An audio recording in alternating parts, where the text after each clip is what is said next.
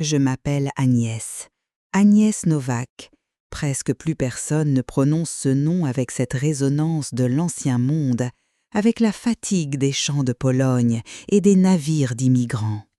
Pour mes voisins, je suis Agnès, la vieille dame qui arrache avec entêtement les mauvaises herbes de son jardin. Pour les jeunes infirmières pressées de l'hôpital, je suis une chérie ou un trésor à qui l'on caresse affectueusement le bras en changeant la perfusion. Et pendant très très longtemps, pour mon fils, mon unique soleil, ma seule orbite, j'étais simplement maman. J'ai maintenant 74 ans, et lorsque je regarde par les fenêtres de cette petite maison en briques de 2 étages du côté sud de Pittsburgh, ce que je vois n'est pas seulement le brouillard qui glisse lentement sur la rivière Monongahela, mais les marées de ma propre vie. Cette maison a été achetée avec l'argent que mon père et le père de mon père ont gagné à l'aciérie G&L, se réveillant chaque matin dans l'obscurité au son du sifflet de l'usine, remplissant leurs poumons de suie et de poussière de charbon. Les murs semblent avoir absorbé le feu et la sueur de cette usine. Parfois encore, les soirs de pluie, des profondeurs de la maison me parvient l'odeur vaporeuse et douce des pierogies et des choux farcis que cuisinait ma mère. Mais sous cette odeur se cache une autre, plus âcre, l'odeur métallique de mes sanglots étouffés dans l'oreiller pendant 27 ans pour que personne ne les entende, de mes larmes silencieuses et de mes prières jamais prononcées. Ma vie, aussi loin que remontent mes plus anciens souvenirs, a toujours été une vie vécue pour les autres. Enfant, j'ai vécu pour m'occuper de mes jeunes frères et sœurs pendant les années où cette tuberculose implacable dévorait les poumons de ma mère. En rentrant de l'école, je jetais mon cartable, mettais mon tablier, préparais la soupe, raccommodais leurs chaussettes trouées, leur prenais la fièvre. Ma propre enfance n'était qu'un murmure qui s'estompait à l'ombre de leurs besoins. Quand ma mère me regardait, avec son visage pâle et ses yeux pleins de gratitude, je pensais que c'était mon devoir. Le sacrifice, comme le fer dans notre sang, était quelque chose que nous avions hérité. Puis Stanley est arrivé. Stanley Wasilewski. C'était le garçon le plus beau et le plus plein d'espoir du quartier. Ses yeux n'étaient pas gris comme le ciel fuligineux de cette ville, mais verts et brillants comme la rivière Allegheny en plein été. Ses mains étaient noircies par l'huile des machines, mais son sourire illuminait même le jour le plus sombre de l'hiver. Lui aussi travaillait à l'usine, comme son père, mais son âme n'appartenait pas à cet endroit. « Un jour, nous partirons d'ici, Agnès, me disait-il, assis sur le porche de notre petite maison. Nous nous libérerons de cette rouille, de cette suie, de cette grisaille. Nous irons en Californie, dans cet endroit où le soleil ne se couche jamais. J'ouvrirai un petit atelier de réparation, et toi, tu cultiveras tes belles fleurs. Nous aurons une maison au bord de l'océan qui sentira l'oranger. » Son rêve était devenu mon rêve. La nuit, dans mon lit, en fermant les yeux, j'entendais le bruit de l'océan, je respirais l'odeur des fleurs d'oranger. Le rêve de Stanley était pour moi un billet de sortie de cette vie monotone et épuisante. Quand je me suis mariée avec lui, j'étais la femme la plus heureuse du monde. Cette petite maison en briques s'est remplie de ses rires, de nos projets d'avenir. J'ai vécu pour lui, pour son bonheur, pour réaliser ce rêve de Californie. J'ai économisé chaque centime, j'ai supporté chaque sacrifice. Mais le destin, et surtout le destin de cette ville d'acier, avait d'autres plans pour les petites gens comme nous. Notre fils Léo, c'est-à-dire Lekoslav, avait à peine 3 ans. Ce matin d'hiver, j'ai dit au revoir à Stanley à la porte avec un baiser, comme toujours quand il partait travailler. Il portait le gros pull en laine que je lui avais tricoté. Il m'a salué de la main et a dit « Ce soir, on regarde les cartes de la Californie, mon Agnès ». Ce soir-là, Stanley n'est pas rentré à la maison. À sa place, 2 hommes en costume au visage sombre sont venus à notre porte. Un accident du travail, ont-ils dit. Une explosion dans l'un des hauts fourneaux. Une négligence momentanée. Mais pour moi, ce moment a été le début d'une obscurité qui durerait toute une vie, d'un hiver qui ne finirait jamais. À partir de ce jour, le monde s'est arrêté pour moi. Les couleurs se sont estompées, les sons se sont tus. Cette petite maison est devenue un sanctuaire silencieux, habité par le fantôme de Stanley. Il ne restait qu'une chose qui me rattachait à la vie. Ce petit garçon blond dans mes bras, qui avait hérité des yeux verts de son père. Léo. Il était l'héritage le plus précieux et le plus vivant que Stanley m'ait laissé. Il était le seul héritier des rêves inachevés de mon mari, de ses espoirs non réalisés. Cette nuit-là, au chevet du berceau de Léo, je me suis fait une promesse à moi-même et à Stanley dans le ciel. Mon fils vivrait la vie que son père n'a pas pu vivre. Il ne partagerait pas le destin de la poussière d'acier de cette ville, de la cruauté de ce destin. Il se libérerait de cette ville grise, il s'ouvrirait au grand monde et il réussira. Ma vie était finie, mais la sienne ne faisait que commencer. Et j'étais prête à arracher, une à une, les briques de ma propre vie pour construire la sienne. Ce serment est devenu mon livre sacré, ma constitution. Je me suis accrochée à ma profession d'infirmière, comme un naufragé s'accroche à une planche. Ce n'était plus seulement un travail, c'était l'outil avec lequel je construirais l'avenir de Léo. Le jour, je courais dans les urgences de l'hôpital de la ville, au milieu de cette odeur de sang, de sueur et de désinfectant.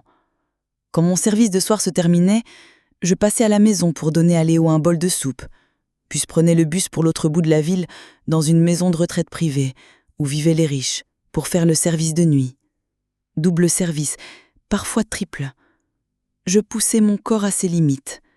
Je vivais de café et d'adrénaline. J'avais des ampoules aux pieds. La douleur au dos ne cessait jamais. Mais je ne pouvais pas m'arrêter. Si je m'arrêtais, l'avenir de Léo s'arrêterait. Les jours fériés, les vacances, n'étaient pour moi que des mots sans signification sur un calendrier. Tandis que d'autres mères célébraient Thanksgiving avec leurs enfants autour d'une dinde farcie, je recousais les blessures d'un jeune homme qui avait eu un accident de la route. La veille de Noël, je regardais les lumières chaudes et jaunes qui s'échappaient des fenêtres des maisons du quartier, et je prenais le chemin de l'hôpital, en pensant que mon propre fils était seul à la maison, confié à une voisine. Quand je tenais la main d'un vieil homme en soins intensifs, alors qu'il rendait son dernier souffle, je me souvenais de ma propre solitude, de ma propre douleur. Mais ensuite je pensais à Léo, à son avenir, à son sourire éclatant, et j'oubliais la froideur de cette main étrangère, et je continuais mon travail. Le sacrifice n'était plus pour moi un choix, c'était un réflexe, une façon d'être. Chaque dollar, chaque centime que je gagnais était un investissement direct dans l'avenir de Léo. Il était mon plus grand et plus important projet. Alors que les enfants du quartier allaient à l'école publique à l'ombre des usines où travaillait leur père, j'ai insisté pour envoyer Léo à la meilleure école privée de la ville. Les frais de scolarité annuels équivalaient à mon salaire de 6 mois. Mais ce n'était pas un obstacle pour moi. Une nuit, j'ai sorti le vieux coffret de bijoux de ma mère. J'en ai sorti le fin bracelet en or gravé qu'elle m'avait offert pour mon mariage. Il sentait ma mère. Quand je l'ai pris dans mes mains, c'est comme si je sentais sa chaleur. Le lendemain, j'ai laissé ce bracelet, la montre de poche en argent de mon père, sur le comptoir poussiéreux d'un prétoire sur gage du centre-ville. Un morceau de mon cœur s'était brisé, mais il n'y avait rien que je ne sacrifierais pour l'avenir de Léo. L'été, pour qu'il puisse aller au camp de sciences et de technologie coûteux où allaient ses amis, je prenais les gardes les plus détestées et les plus épuisantes. Pendant qu'il apprenait à construire des robots en Massachusetts, moi à Pittsburgh, à la fin d'une garde de 36 heures, je mangeais un sandwich froid debout dans la cafétéria de l'hôpital. Mais je ne l'ai jamais regretté. Les cartes postales qu'il m'envoyait du camp, qui disaient « Mère, je fais des merveilles ici », je les accrochais à la porte de mon casier dans la salle des infirmières. Ces cartes postales étaient ma médaille, mes monuments à la victoire. Je voulais qu'ils ne ressentent jamais la pauvreté que j'avais subie, l'oppression de ce quartier ouvrier monotone et gris.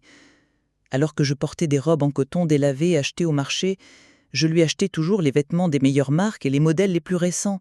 Mes propres chaussures avaient des trous dans les semelles, et en hiver, l'eau de la neige s'infiltrait dans mes chaussettes, mais il avait toujours les bottes les plus chaudes et les plus solides. Il ne devait pas partager le destin de la poussière d'acier de cette ville, mais recevoir sa part des lumières éclatantes du monde. Et Léo ne m'a jamais déçu. Il était la récompense tangible de tous mes efforts, de tous mes sacrifices. Il était intelligent, brillant, travailleur, ambitieux. Il a toujours terminé premier de sa classe, au tableau d'honneur. Il était le capitaine de l'équipe de débat de l'école, le président du club de sciences. À chaque réunion de parents, les professeurs venaient me voir et me disaient « Madame Novak, Léo est un enfant extraordinaire, il aura un avenir très brillant. » Moi, avec mon air fatigué et pâle, j'acceptais ces compliments avec un sourire timide, mais à l'intérieur, mon cœur bouillonnait de fierté comme une bouteille de champagne. Puis le jour est arrivé. C'était la dernière année du lycée. Les lettres que nous attendions depuis des mois avaient commencé à arriver. Un samedi matin, le facteur a déposé une enveloppe à la porte. Elle portait l'écusson d'une des universités les plus prestigieuses et légendaires du pays, une de la Ivy League.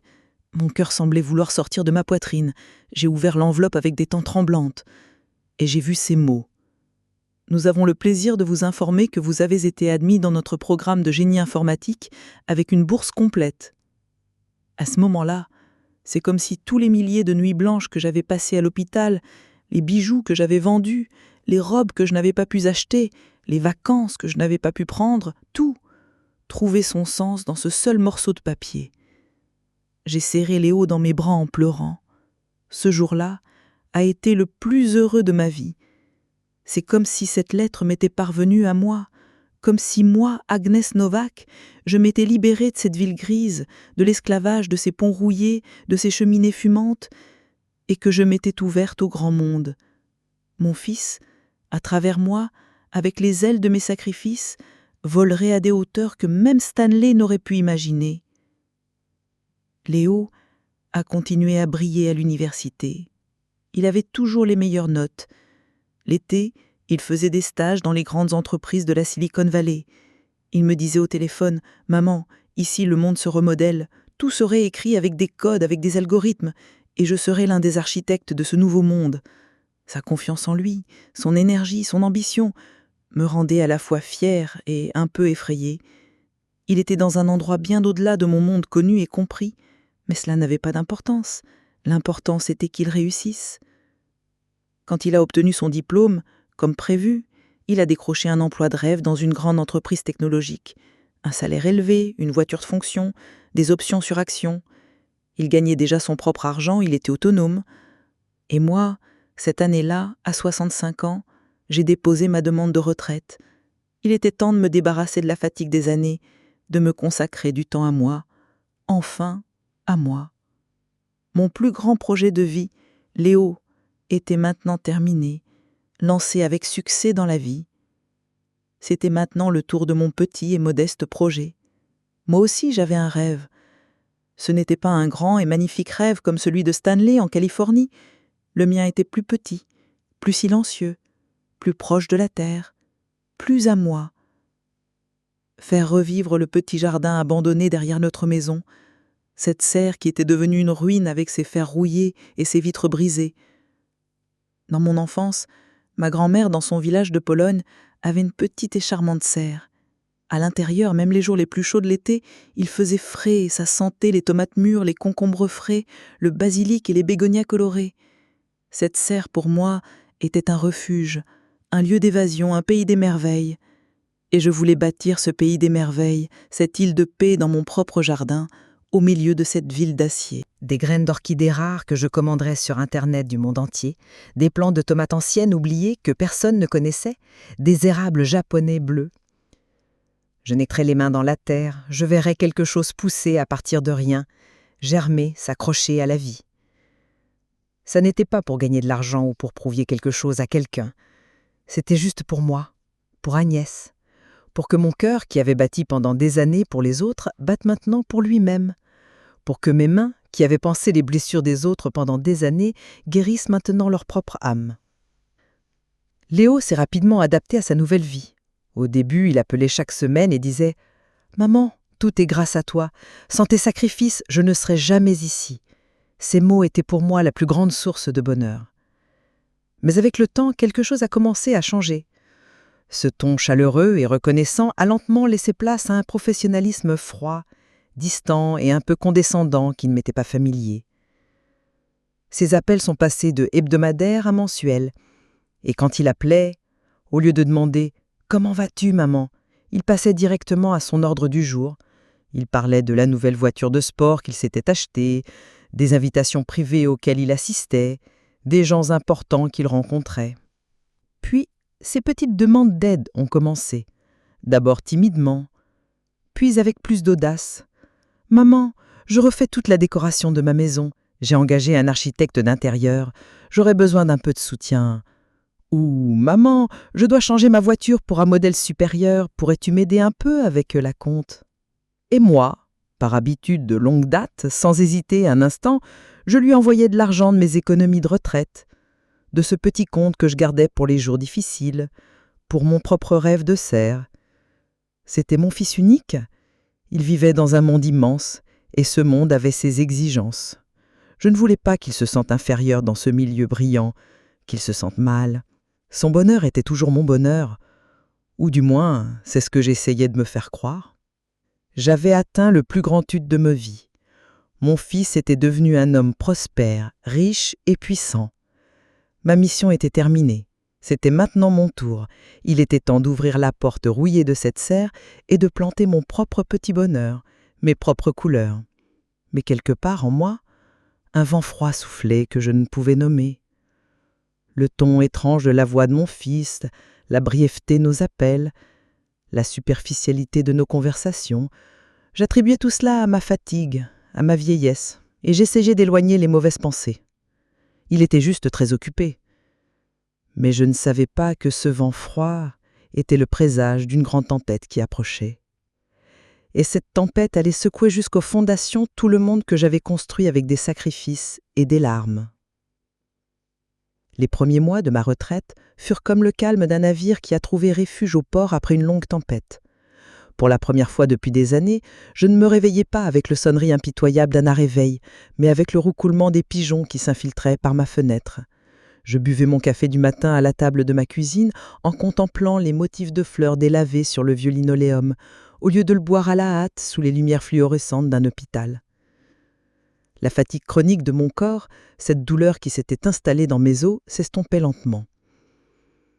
C'était comme si j'avais enlevé une chaussure trop serrée que j'avais portée pendant des années. Mon âme respirait enfin. J'ai consacré toute mon énergie, tous mes rêves à cette petite serre rouillée. Avec M. Anderson, avec la patience de ce vieux charpentier et mon obstination, nous avions reconstruit la fréterie. En remplaçant les vitres brisées, même les bords tranchants que je sentais sur mes doigts ne me faisaient pas mal.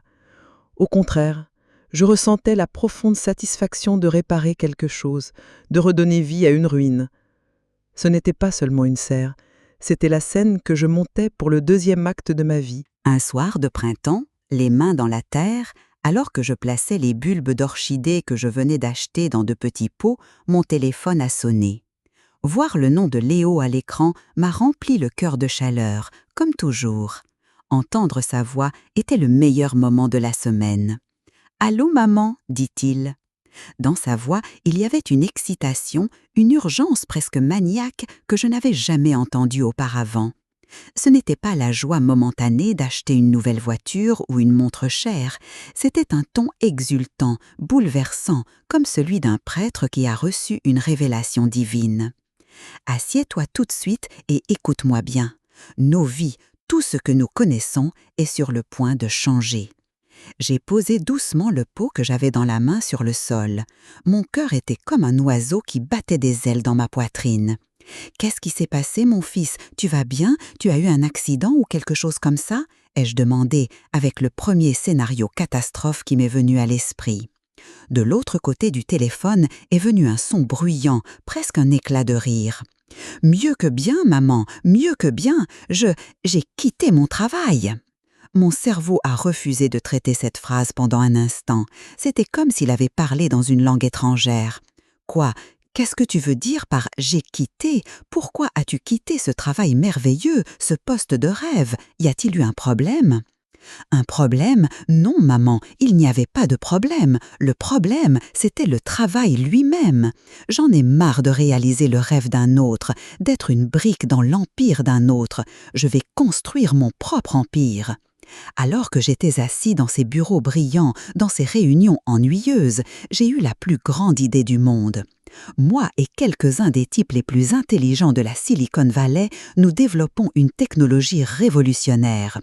Une plateforme sociale basée sur l'intelligence artificielle. Cela va changer à jamais la façon dont les gens communiquent, font leurs achats et même pensent. Nous serons les nouveaux Google, les nouveaux Facebook. Tu comprends, nous sommes l'avenir. Il parlait sans cesse, les mots sortaient de sa bouche comme une cascade. Blockchain, algorithme, interface utilisateur, valorisation, c'étaient des mots d'un monde que je ne comprenais pas, qui m'étaient complètement étrangers.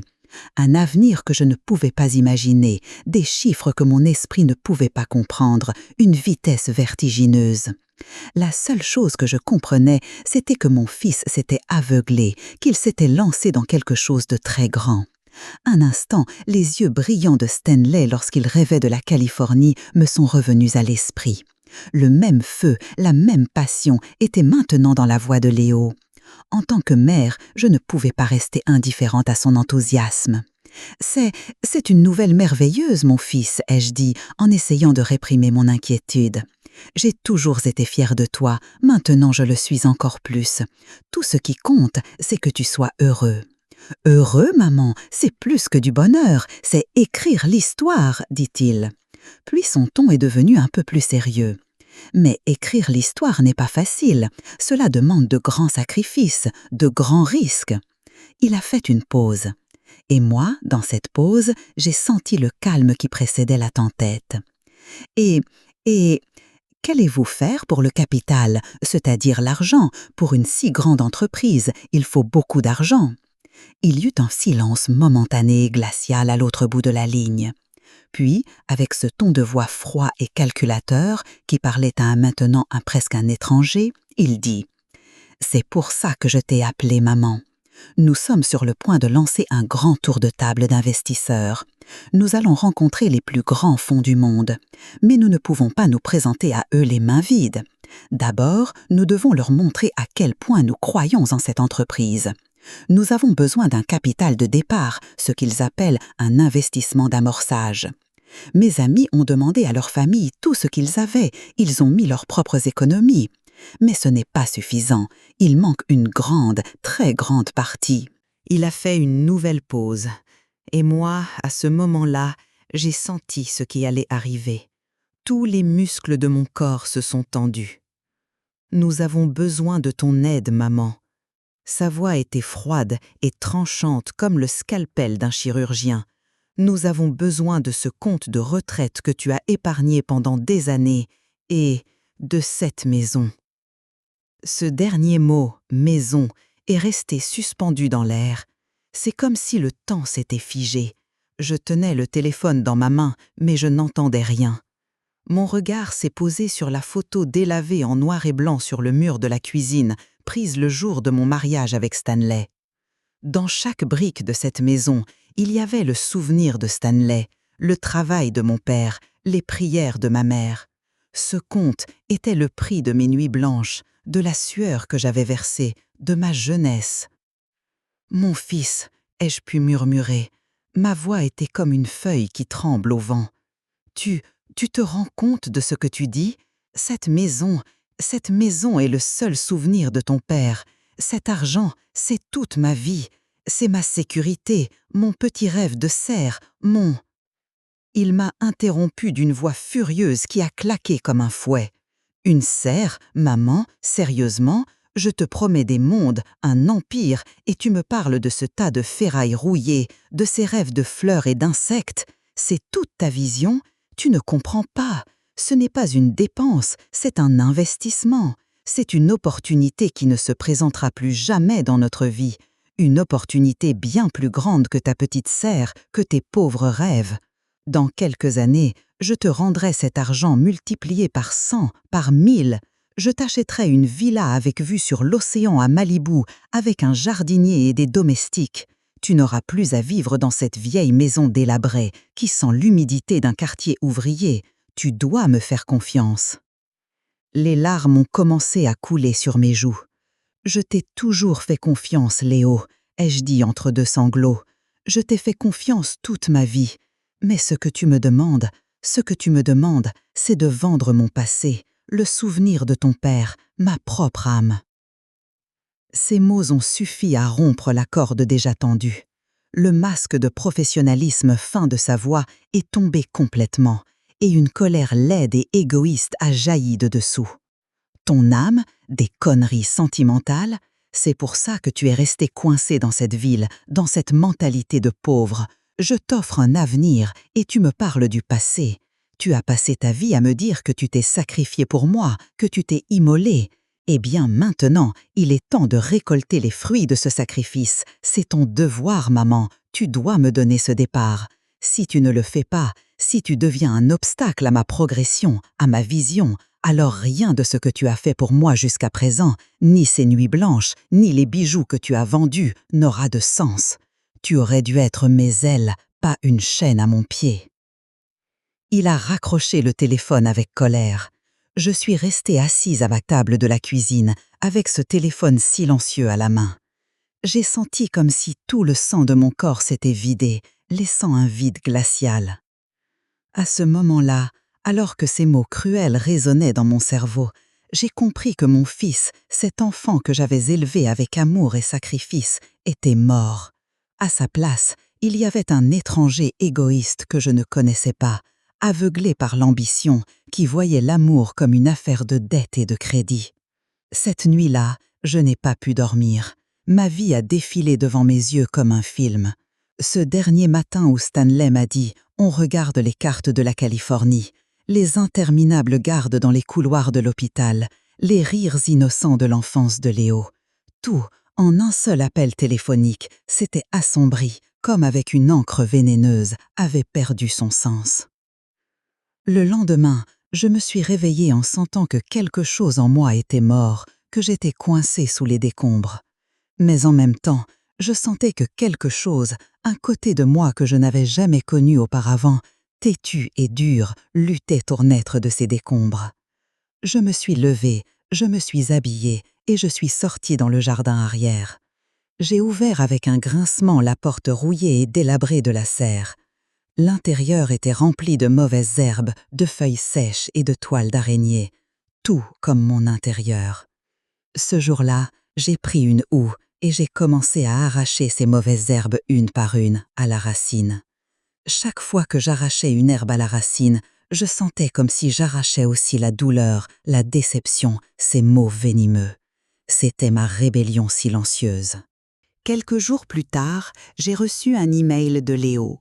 Cette fois, son ton était plus calme, plus manipulateur. « Maman, je suis désolée pour notre conversation d'hier soir. J'étais un peu tendue.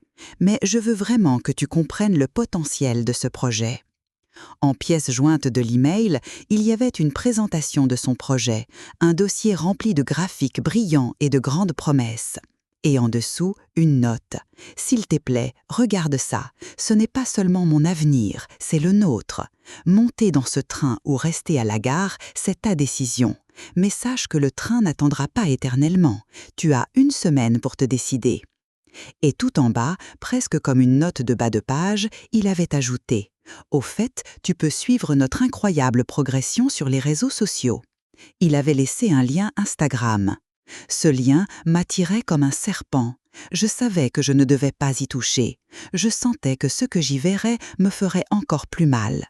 Mais une partie de moi, cette partie de mère, voulait toujours savoir ce qu'il faisait, regarder son monde, même si ce n'était qu'à travers une fenêtre.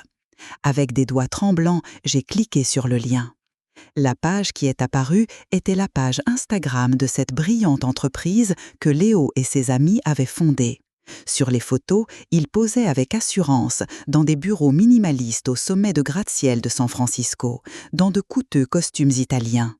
Ils avaient des coupes de champagne à la main et des expressions de sauveurs du monde sur leur visage. Les textes qui les accompagnaient étaient remplis de mots qui ne signifiaient rien pour moi, mais qui sonnaient très importants.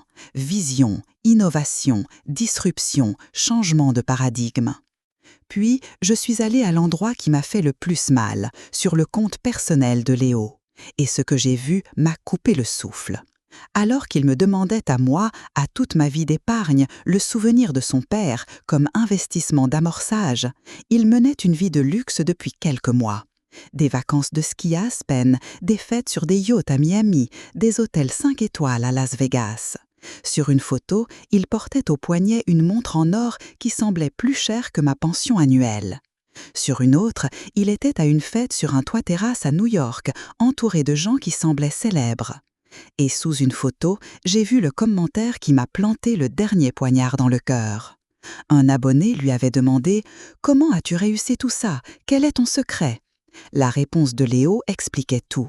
Travailler très dur, mais le plus important, c'est d'avoir une famille qui m'a toujours soutenue, qui m'a soutenue inconditionnellement. Sans eux, je n'aurais jamais réussi.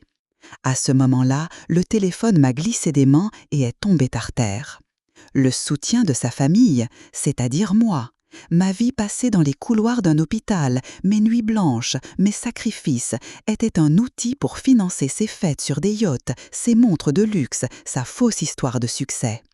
Il ne me demandait pas seulement de l'argent, il me volait mon histoire, ma vie, mon honneur, et en faisait une partie de sa propre image égoïste et brillante. Il m'utilisait comme décor de son propre mensonge. À ce moment-là, même la dernière lueur d'espoir qui restait en moi s'est glacée. Cette tendresse de mère, ce désir de pardonner, tout a disparu en un instant. À sa place, une détermination froide, dure, d'acier, que je n'avais jamais ressentie auparavant, a pris le dessus. Léo avait tué mon fils. Mais en même temps, il avait aussi tué cette Agnès silencieuse qui supportait tout, qui pardonnait tout. Des décombres naissait une nouvelle Agnès qui ne se battrait désormais que pour elle-même. Pendant une semaine, je n'ai répondu à aucun de ses appels ni à ses emails. Au bout d'une semaine, le message que j'attendais est arrivé sur mon téléphone. Seulement 3 mots. « Maman, quelle est ta décision ?» J'ai pris calmement le téléphone. Mes doigts ne tremblaient plus, mes yeux ne versaient pas de larmes. Froidement, j'ai écrit un seul mot. « Non ». Quand j'ai appuyé sur le bouton d'envoi, j'ai senti comme si une charge invisible et lourde que j'avais portée pendant 74 ans s'était enlevée de mes épaules. C'était une fin, mais c'était aussi le début d'une nouvelle vie, effrayante, incertaine et entièrement à moi. La rupture était consumée. Le mot « non », après être sorti comme un signal digital du haut-parleur du téléphone et avoir traversé l'océan Pacifique, a résonné dans ma petite cuisine de Pittsburgh comme une cloche annonçant la fin d'une ère. Ce seul mot aurait pu être le premier mot que j'ai prononcé en 74 ans de vie, complètement et uniquement pour moi. Et le prix a commencé à se payer immédiatement et sans pitié. Le premier message de Léo est arrivé quelques minutes à peine après mon nom. Il était écrit sur un ton furieux et incrédule. « Je ne peux pas croire que tu aies fait ça. Tu as ruiné toute ma vie. J'espère que tu pourriras seul dans cette maison délabrée avec tes stupides fleurs. » Ce premier message fut comme la première fissure dans un barrage. Puis vint une inondation. Pendant des jours, mon téléphone a vibré sans cesse avec ces messages pleins de colère, de manipulation et de chantage affectif. Parfois, il m'accusait de manque de vision, d'égoïsme et d'autres fois, il changeait de ton et essayait de jouer sur ma conscience en me rappelant la mémoire de son père, mes devoirs de mère. « Si papa te voyait, il aurait honte, disait-il dans un message. C'était un homme qui regardait toujours vers l'avenir. Toi, au contraire, tu es une lâche coincée dans le passé. » Dans un autre, il disait « Alors que tous mes amis reçoivent le soutien de leur famille, moi, je suis poignardé dans le dos par ma propre mère. Comment vais-je vivre avec cette honte ?» Chaque notification était comme une petite aiguille qui se plantait dans mon cœur. Mais ces aiguilles ne me faisaient plus mal comme avant. Au contraire, elles m'engourdissaient, rendaient ma décision encore plus d'acier. Il ne me parlait pas à moi, il criait avec la voix de son ego blessé, de son orgueil blessé.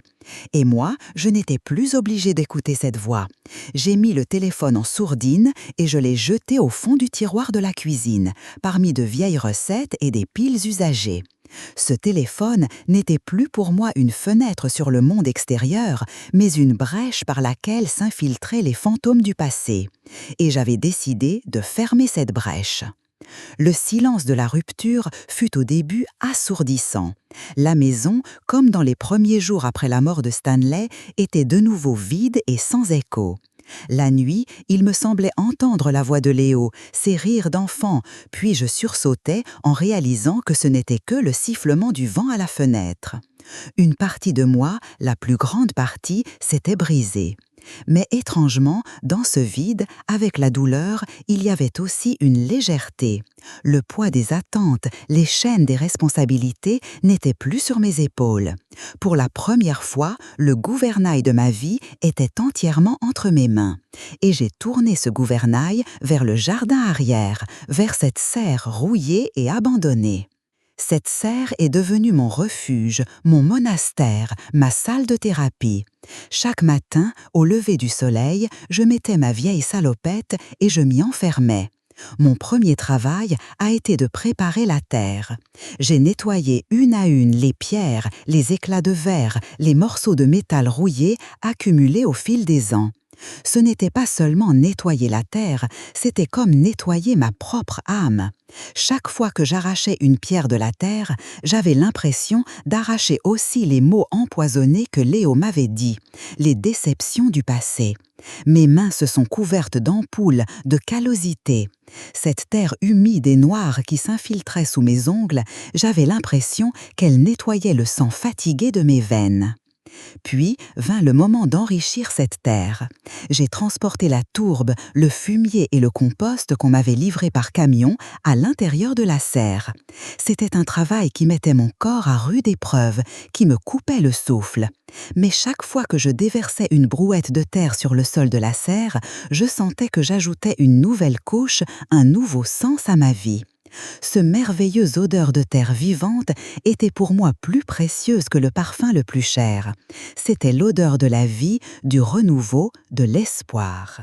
M. Anderson, ce charpentier silencieux et sage, observait de loin mon effort frénétique. Un matin, alors que je transportais du fumier, il s'est approché de moi avec une tasse de café chaud à la main. Il me l'a tendue sans dire un mot. Ce simple geste, ce soutien silencieux, signifiait pour moi plus que la chaleur que je n'avais pas entendue de Léo depuis des mois. À partir de ce jour, M. Anderson est devenu le partenaire anonyme de mon projet. Pendant qu'il réparait les bois pourris de la serre, je préparais la terre. Pendant qu'il construisait de nouvelles étagères, de nouveaux établis pour les pots, je commandais des graines du monde entier sur Internet. Le facteur avait commencé à laisser de petits paquets mystérieux à ma porte chaque jour. D'un paquet du Japon sont sorties les graines d'une tomate noire. D'un autre du Pérou, une pomme de terre à la peau violette et à la chair orange. Des Pays-Bas, un bulbe de tulipe bleu nuit que je n'avais jamais vu auparavant. Mon jardin n'allait pas être un jardin ordinaire. Il allait être le reflet des terres où je n'étais jamais allée, des vies que je n'avais jamais vécues.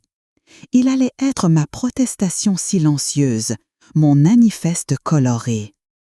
Quand vint le moment de semer les graines, cela devint un rituel. Je prenais chaque graine dans la paume de ma main et je pensais au potentiel énorme qu'elle recelait dans son tout petit corps. Puis, je la déposais doucement dans la terre chaude et humide que j'avais préparée, comme une mère couche son bébé dans son berceau. Ces graines étaient mes nouveaux espoirs. En les arrosant, en leur parlant, en leur chuchotant, je me guérissais en fait moi-même. « Allez, petite tomate noire, disais-je, je sais, tu es différente, mais ta beauté vient aussi de là. Grandis et montre ta propre couleur à cette ville grise. » Et un matin, le miracle s'est produit. À la surface de la terre, une minuscule pousse verte, presque invisible, avait pointé la tête. À ce moment-là, je suis tombée à genoux et j'ai pleuré. Mais cette fois, les larmes n'étaient pas de douleur, de regret ou de solitude, mais de pur bonheur, de la joie sacrée que l'on ressent en assistant à un moment de création. Cette minuscule pousse était le premier signe de ma renaissance. C'était la preuve qu'Annès pouvait s'accrocher à la vie par elle-même, par son propre labeur. À cette première pousse, d'autres ont suivi. Ma serre est rapidement devenue une explosion de vie. Des tomates noires, des pommes de terre violettes, des tulipes bleues, des aubergines rayées, des pastèques jaunes. Mon jardin, comme la palette d'un peintre, s'est rempli de couleurs et de formes inimaginables. Ce jardin extraordinaire a également attiré l'attention des voisins. D'abord, les enfants ont commencé à regarder avec curiosité derrière le portail en fer. Puis, leurs mères sont venues demander « Annès, quelle fleur intéressante! Cette tomate est délicieuse, où as-tu trouvé la graine? » Moi, qui pendant des années, la seule personne à frapper à ma porte était le facteur, ma maison est soudainement devenue le point de rencontre du quartier. Ma voisine d'à côté, Martha, a commencé à apporter les confitures qu'elle faisait avec mes tomates noires. Mam Davis, l'enseignante à la retraite de l'étage supérieur, a recherché les noms latins de mes plantes et a préparé de petites étiquettes. Monsieur Henderson, avec les chutes de bois, a construit de petites maisons d'oiseaux et les a accrochées autour de la serre. Sans nous en rendre compte, nous avions formé une petite communauté, unie non pas par des liens de sang, mais par l'amour, la terre et l'acte simple mais puissant de partager. Nous, les gens oubliés, marginalisés de cette ville, nous avions créé notre propre petit paradis, notre propre famille. Un jour, un jeune journaliste du journal local, le Pittsburgh Post-Gazette, est venu. Il avait entendu parler de ce jardin magique du quartier. Il s'est assis avec moi dans la serre, au milieu de ces plantes colorées, et nous avons discuté pendant des heures. Je lui ai raconté l'histoire de ma vie, de Stanley, mes années d'infirmière, mon rêve de serre. De Léo, j'ai seulement mentionné que j'avais un fils qui vit loin. Il n'était plus pour moi un souvenir douloureux, mais une réalité acceptée, une partie de ma vie. Une semaine plus tard, dans le supplément du dimanche du journal, un article d'une page entière a été publié. Le jardin magique de Tante Agnès, une histoire d'espoir qui fleurit au cœur de la ville d'Acier. L'article était rempli de photos de moi et de ma serre. Après cet article, tout a changé. Mon téléphone a commencé à sonner, cette fois non pas avec la voix d'un fils en colère, mais avec les voix d'étrangers qui me félicitaient, qui me disaient que je les avais inspirés.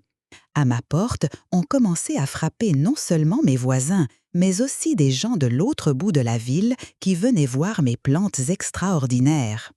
Et un jour, le chef de renommée mondiale de l'un des restaurants les plus luxueux et les plus branchés de la ville est entré dans notre rue étroite avec sa voiture de luxe. Il s'est arrêté à la porte de ma serre et a dit « Madame Novak, j'ai lu votre article dans le journal. Je veux acheter ces tomates noires et ces pommes de terre violettes pour mon menu. Je suis prêt à vous payer ce que vous voulez. » À ce moment-là, Monsieur Henderson et moi nous sommes regardés. Sur nos visages, il y avait un sourire de surprise et de victoire. Alors que les grandes idées de Léo, ses projets de milliards de dollars, restaient un rêve, mes petits produits modestes, nés de la terre, du travail et de l'amour, étaient maintenant devenus les mets les plus précieux de la ville. Après cet événement, la fille de ma voisine Martha, Émilie, qui étudiait le marketing à l'université, m'a dit « Tante Agnès, tu es assise sur un trésor, nous devons professionnaliser cela. » Elle m'a créé un petit site web. Elle l'a appelé le Jardin d'Agnès, Agnès Garden. Sur le site, il y avait mon histoire, les photos de ma serre et les produits que nous vendions. Des graines rares, des plants spéciaux, la confiture de tomates noires de Martha, les pots faits à la main de Monsieur Henderson. Au début, je n'étais pas très enthousiastée. Je n'étais pas une femme d'affaires. Mais Émilie a dit C'est plus que de gagner de l'argent, tante Agnès, c'est partager ton histoire, ton espoir avec plus de gens. Et elle avait raison. Les commandes ont commencé à arriver, d'abord de partout en Amérique, puis du Canada, d'Angleterre et même du Japon. Les gens n'achetaient pas seulement une graine ou un pot de confiture, ils achetaient une histoire d'espoir, une parcelle de renaissance. Moi, une femme de plus de 70 ans qui avait renoncé à la vie, j'étais soudainement devenue une figure à succès et inspirante. Mais ce succès ne m'a pas changée. Je me levais toujours chaque matin avant le lever du soleil, je mettais ma salopette et j'allais à ma serre. Je prenais toujours le même plaisir enfantin à mettre les mains dans la terre, à regarder pousser un plant. Parce que je savais que ce qui me guérissait, ce n'étaient pas les commandes qui arrivaient ou les chiffres sur mon compte en banque. Ce qui me guérissait, c'était la terre elle-même, sa sagesse silencieuse, sa générosité inconditionnelle, son acceptation sans jugement. Maintenant, quand je me couchais le soir et que je pensais à Léo, mon cœur ne me faisait plus mal comme avant. Ce que je ressentais pour lui n'était ni de la colère ni de la haine, juste une tristesse profonde, très profonde. J'étais triste qu'il ne puisse jamais comprendre la vraie richesse de la vie, le miracle inestimable de la germination d'une graine, la chaleur d'une amitié désintéressée. Il s'était perdu dans ce monde brillant mais faux qu'il avait lui-même créé. Moi, en revanche, j'avais trouvé mon propre monde, petit mais réel. Ce monde était né au milieu de la ville d'acier, dans une serre rouillée, dans les bras guérisseurs de la terre. Je n'étais plus seulement la mère de quelqu'un, l'épouse de quelqu'un, l'infirmière de quelqu'un. J'étais Agnès, l'Agnès du jardin d'Agnès, et c'était, pour la première fois de ma vie, une identité entièrement et uniquement à moi. Ma renaissance était accomplie. Le temps ne se mesurait plus à l'agitation d'un couloir d'hôpital ou à la fatigue du prochain service. Le temps s'écoulait au rythme de la terre. Avec la germination d'une graine, la croissance d'un plant, la floraison et le flétrissement d'une fleur. 2 hivers et 2 étés s'étaient écoulés depuis ce dernier appel téléphonique. Le jardin d'Agnès n'était plus seulement mon petit refuge, mais une entreprise modeste mais solide qui tenait sur ses propres jambes. Notre nom était murmuré dans les marchés biologiques, dans les épiceries fines et même sur les blogs des passionnés de jardinage de tout le pays. Mais pour moi, la mesure du succès n'était pas les chiffres sur mon compte en banque ou les coupures de journaux. Le succès, c'était l'odeur de terre humide et vivante qui me frappait au visage lorsque j'ouvrais la porte de la serre le matin. Le succès, c'était que Madame Davis vienne dans son fauteuil roulant et me dise « Agnès, ces tulipes bleues me rattachent à la vie. » Le succès, c'était les callosités de mes mains, la paix de mon âme. Je n'avais pas eu de nouvelles de Léo. Au début, la nuit dans mon lit, quand je pensais à lui, mon cœur me faisait mal. J'étais curieuse. Que faisait-il? Comment allait-il? Avait-il faim? Était-il à la rue? Il était, quoi qu'il arrive, mon fils. Mais avec le temps, cette inquiétude de mère a laissé place à une acceptation amère. Je l'avais laissé à son sort, aux conséquences de ses propres choix. Parfois, vaincue par la curiosité, je cherchais son nom sur Internet. Les nouvelles sur sa brillante entreprise s'étaient déjà taries.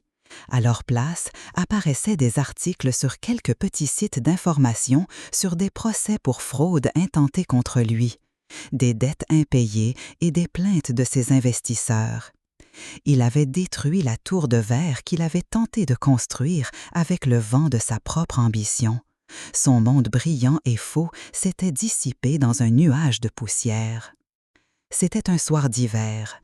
Dehors, la neige grise et humide typique de Pittsburgh tombait à gros flocons. Je regardais les flocons de neige qui dansaient à la lumière du lampadaire depuis la chaleur de ma serre avec une tasse de tilleul à la main. L'intérieur de la serre, contrairement au monde gris de l'extérieur, était une oasis de vie. Même en plein hiver, grâce au système de chauffage, mes tomates rougissaient, mes orchidées fleurissaient.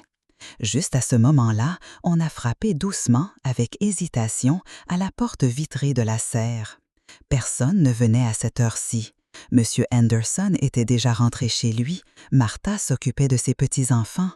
Avec une légère inquiétude dans le cœur, je me suis dirigée vers la porte. Quand j'ai ouvert la porte, au début, je n'ai pas reconnu l'ombre qui se tenait devant moi. Il portait une veste fine et sale et aux pieds quelque chose qui ressemblait à des chaussures en toile, mouillées et déchirées. Son visage était caché derrière une barbe sale d'une semaine et la fatigue. Ses yeux étaient cernis de poches violettes. Mais ses yeux verts, ces yeux qu'il avait hérités de son père, je les reconnaîtrais n'importe où. « Maman », a-t-il murmuré. Sa voix était rauque et faible comme le vent d'hiver. « Peux-tu me laisser entrer? J'ai très froid. » Je me suis arrêtée un instant. Tout mon corps a été secoué par tous les souvenirs, toutes les douleurs que j'avais réprimées pendant des années. Une voix en moi disait « Ferme la porte, il a ruiné ta vie, il t'a ignoré. » Mais une autre voix, cette voix de mère qui ne meurt jamais, murmure « C'est ton fils, il a froid. » J'ai ouvert la porte en grand. Il est entré sans dire un mot. Il s'est effondré sur la vieille chaise en bois à côté du poêle, comme si ses os ne pouvaient plus le porter. Il tremblait. Je lui ai tendu la tasse de tilleul que j'avais à la main. Il l'a prise avec des mains tremblantes et l'a bu d'un trait. Pendant un long moment, on n'a entendu que le crépitement du poêle et le sifflement du vent dehors. Lui, la tête baissée, et moi, debout, ne sachant que dire, que faire. Finalement, il a levé la tête. Nos regards se sont croisés. À ce moment-là, dans ses yeux, il n'y avait ni arrogance, ni colère, ni manipulation. J'ai seulement vu une honte et un épuisement profond et insondable. « J'ai tout perdu, maman », a-t-il dit, la voix étouffée par un sanglot. Tout, ses idées brillantes, ses grandes promesses, tout était un mensonge. D'abord, je me suis menti à moi-même, puis à tout le monde. Mes associés m'ont vendu à la première difficulté. Les banques, les créanciers, tous me poursuivent. J'ai perdu ma maison, ma voiture, mes amis, mon honneur. Depuis plusieurs mois, je vis dans les rues de San Francisco, dormant sur la banquette arrière de ma voiture, et hier, on me l'a aussi enlevé. Au fur et à mesure qu'il parlait, ses épaules s'affaissaient, son corps se ratinettait. Lui, le prince de la Silicon Valley, cet architecte de l'avenir, était parti, laissant à sa place un enfant perdu et effrayé. Et cet enfant, maintenant, devant sa mère, racontait les décombres de sa vie. Cette nuit-là, il s'est agenouillé devant moi. Il a enfoui son visage dans le genou de ma vieille salopette de travail et a pleuré comme un enfant, avec toute la douleur, tout le remords qu'il avait accumulé pendant des années. « Tu avais raison, maman », a-t-il dit entrecoupé de sanglots. « Tu avais raison sur tout. Je suis un idiot, je suis un ingrat. J'ai vu ton amour, ton sacrifice sacré comme un tremplin, comme un droit. Mais quand j'ai marché sur ce tremplin, je n'ai pas calculé à quel point le sol en dessous était pourri. Je t'ai brisé les ailes, maman, de mes propres mains. S'il te plaît, aide-moi, une dernière fois, je t'en supplie. » Je lui ai caressé la tête, ses cheveux étaient sales et collants. À ce moment-là, cette tendresse de mère, cet instinct de protection a refait surface en moi. J'ai ressenti un désir irrésistible de le serrer dans mes bras, de lui dire « C'est passé, mon fils, tout va s'arranger, je suis à tes côtés », de l'emmener prendre un bain chaud, de lui donner des vêtements propres, de payer ses dettes et de lui offrir un nouveau départ.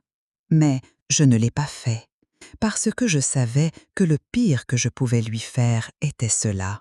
Le remettre dans le rôle de la dépendance, de la facilité, de l'enfant qui n'assume pas ses responsabilités, signifierait le perdre pour toujours. Je m'étais fait une promesse à moi-même des années auparavant. Je ne serais plus la béquille de personne, pas même de mon fils.